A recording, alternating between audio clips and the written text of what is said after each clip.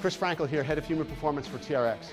Recently I was having breakfast with a good friend of mine, Dan John, and he says, yeah, I know you can do a lot of great things on the suspension trainer, but what are the one or two things that it does better than anything else, and the reason I need to have it in my athletes' programs and hang it in the facility? Well, after some more conversation, we really landed on what I thought were the three big things about the suspension trainer. One, we talk about it being all core all the time because everything's an integrated movement. How do you resist rotation, work into rotation, and make that core turn on and transmit what's going on to the feet up to the hands? The other one was, this is a great pulling piece of equipment. It might be the best pulling piece of equipment out on the market because you use your body weight, and if you need external load, you can add it in there, but it integrates the entire posterior chain during the pull. And it's a great way to train one side of the body at a time, a unilateral effect, meaning you can assess and train imbalances from one side to the other.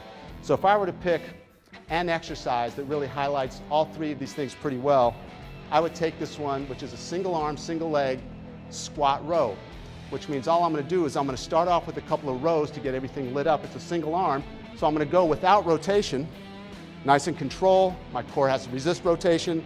I'm pulling down and back with that shoulder girdle before I'm finishing up with the arm. Now that I got that posterior chain lit up, I'm going to start to integrate everything. I'm going to take my left hand on the suspension trainer, my right leg stays planted on the ground. I find that core control. I'm going down under control and driving up, integrating that left shoulder with that right hip.